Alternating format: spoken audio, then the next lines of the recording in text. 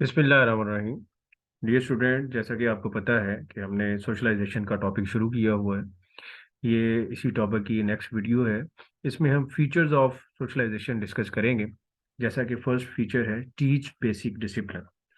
Means socialisation जो है ये बेसिकली आपको डिसिप्लिन सिखाती है लाइफ का। यानी socialisation teach basic discipline. A person learn to control his desires. इसमें हम बेसिकली अपनी डिजायर्स को कंट्रोल करना सीखते हैं। He may show a disciplined behaviour to gain social approval. ये बेसिकली आपको एक डिसिप्लिन जो है बिहेवियर सिखाती है जो कि सोसाइटी को भी एक्सेप्टेबल होता है। यानी जो सोसाइटी चाहती है कि एक इंडिविजुअल का इस किस्म का बिहेवियर होना चाहिए। इस प्रोसेस की मदद से हम बेसिकली वो बिहेवियर्स को सीखते हैं। ठीक है, तो ये इसका फर्स्ट फीचर है। सेकेंड है जी, helps to control the human behaviour. ये इंसान के बिहेवियर को कंट्रोल करने में भी हेल्प करती है। And it helps to control the human behavior, and individual from birth to death undergoes training and his behavior is controlled by the numerous ways. आपके पैदा होने से लेके आपकी डेथ तक जो है हम बेसिकली ट्रेनिंग के प्रोसेस से गुजरते हैं। यानी कि हम हर रोज जो है कुछ ना कुछ सीख रहे होते हैं, और वो जो सीखने का प्रोसेस है उसी का ही हम नाम जो है वो सोशलाइजेशन हमने रखा हुआ है। ठीक है। In order to maintain the social order there are definite procedures or mechanism and society. तो बेसिकली ये सारा जो मकसद है, यानी आपको कि ये सोशलाइजेशन की जाने का जो मकसद है वो बेसिक मकसद है सोशल ऑर्डर लाना, यानी सोसाइटी के अंदर ऑर्डर मेंटेन करना। तो सोसाइटी ने अपना ऑर्डर मेंटेन करने के लिए कुछ प्रोसीजर्स और मैकेनिज्म जो है वो बनाए होते हैं। इंडिविजुअल जो है सोशलाइजेशन की प्रोसेस की मदद से उन जो प्रोसीजर्स हैं उनको सीखता है और फिर उसकी इम्प्लीमेंटेशन करता है, जिससे सोसाइटी में ऑर्डर कायम रहता है। These procedures becomes part of the man's life and man gets adjusted to the society. वही ये डिसिप्लिन उसकी जिंदगी का हिस्सा बन जाते हैं और फिर वो एडजस्ट हो जाता है सोसाइटी में आसानी के साथ। Through socialisation society intends to control the behavior of its members unconsciously। तो ये सारी चीजें हो अनकॉन्शियसली रही होती हैं, यानी कि जिसमें सोसाइटी इंडिविजुअल के बिहेवियर को कंट्रोल कर रही होती है। वो बकायदा आपको बताया नहीं जा रहा होता कि जी हम आपके बिहेवियर को कंट्रोल कर रहे हैं, लेकिन वो अनकॉन्शियसली ऐसा हो रहा होता है। आप ऑटोमेटिकली उन डिसिप्लिन्स को जब फॉलो करना शुरू कर देते हैं तो एक useful member of the society बन जाते हैं। ठीक है, आप गलत कोई काम करते हैं तो आपको पेरेंट्स, टीचर्स, दोस्त जो हैं वो आपको रोकते हैं, मना करते हैं। तो उससे बेसिकली आपकी ट्रेनिंग हो रही होती है कि आपकी वो बहुत सारी चीज़ें जो कि सोसाइटी के लिए एक्सेप्टेबल नहीं है वो आप नहीं कर सकते। ठीक है, तो ये इसका सेकंड फीचर है। Third, that socialization is rapid if there is a more humanity among the agencies of socialization। अगर एजेंसीज ऑफ सोशलाइजेशन जो हैं वो तमाम मिलके एक ही जैसी बातें कर रही हैं, जैसे कि एजेंसीज ऑफ सोशलाइजेशन में आपकी फैमिली है, पीयर ग्रुप है, एजुकेशन इंस्टीट्यूशंस है, मैस मीडिया है, रिलीजन है आपका।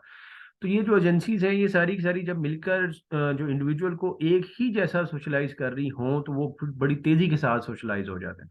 अदरवाइज अगर इन एजेंसीज के आइडियाज या आइडियोलॉजीज के अंदर जो है वो डिफरेंस होगा तो वो फिर इंडिविजुअल की सोशलाइजेशन के ऊपर भी अफेक्ट डालेगा। जैसे कि अगर फैमिली है वो आपको ये सिखाती है जी कि हमेशा सच ही बोलना है और तमाम नेकी की चीज़ें सिखाती हैं, और जब आप बाहर जाते हैं तो पीयर ग्रुप को देखते हैं तो वहाँ तो सारे झूठ बोल रहे हैं और सारे जो है वो बुरी एक्टिविटीज़ के अंदर इन्वॉल्व हैं।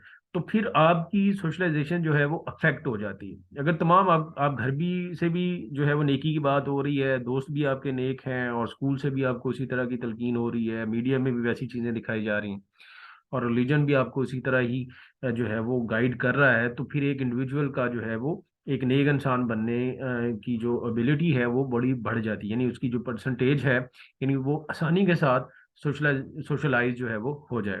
तो socialisation takes place rapidly if the agencies of socialisation are more undisputed in their ideas and skills. वही जो मैंने अभी बात की कि अगर आपके इंस्टीट्यूशन जो है वो अनडिस्प्यूटेड है, यानी उनके दरमियान जो है वो कोई क्लैश नहीं है, सारे एक जैसी बातें कर रहे हैं, तो इंडिविजुअल जो है वो आसानी से सोशलाइज हो जाता है। When there is a conflict between the ideas, अगर कॉन्फ्लिक्ट है, examples and skills transmitted in home and those transmitted by schools are peer socialization of the individual tends to be slower and ineffective। वही कि अगर आपके घर से कुछ कहा जा रहा है, स्कूल आपको कोई और बात बता रहा है, पीयर ग्रुप से आप कुछ और सीख रहे हैं, तो इससे इंडिविजुअल की जो सोशलाइजेशन है वो स्लोअर हो जाएगी और या फिर इनफेक्टिव हो जाएगी। ठीक है जी, ये इसका थर्ड था जी। फोर्थ है socialisation takes place formally and informally. ये फॉर्मल भी होती है और इनफॉर्मल भी होती है। Informal socialisation takes through direct instructions and education schools and college. जैसे स्कूल और कॉलेज जो है वो आपको फॉर्मली सोशलाइज कर रहा होता है कि जी के स्कूल है,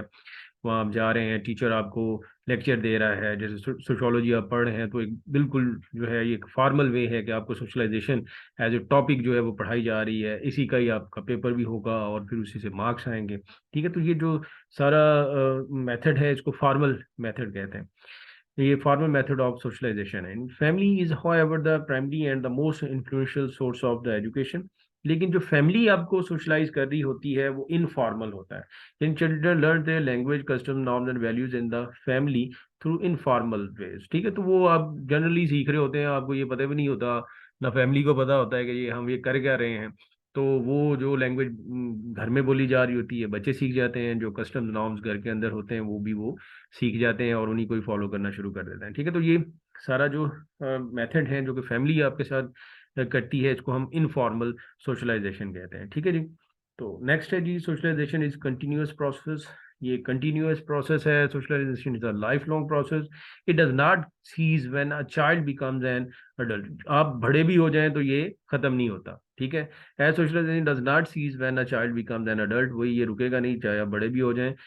internalisation of culture continues from generation to generation. तो फिर इसी तरह हम जो सीखा होता है वो अगली जनरेशन को ट्रांसफर कर देते हैं। बेसिकली हम कल्चर सीख रहे होते हैं तो वो कल्चर जो है फिर हम आगे भी ट्रांसफर कर देते हैं। Societies continues itself through the internalisation of culture.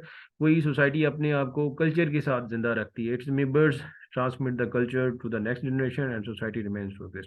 तो इसी तरह फिर वो अगली जनरेशन्स को कल्चर जो है वो ट्रांसफर कर दिया जाता है और उसी से भी जो सोसाइटी है वो जिंदा रहती है, वो एग्जिस्ट करती है। ठीक है जी। तो ये थे इसके फीचर्स। तो नेक्स्ट वीडियो में हम इंशाल्लाह इसकी टाइप्स ऑफ सोशलाइजेशन देखेंगे। तो इसी को मैं अभी यहीं ख़त्म करता हूँ। तो ओके, फिर अल्लाह हाफिज़। नेक्स्ट जो वीडियो है उसमें इंशाल्लाह मिलते हैं।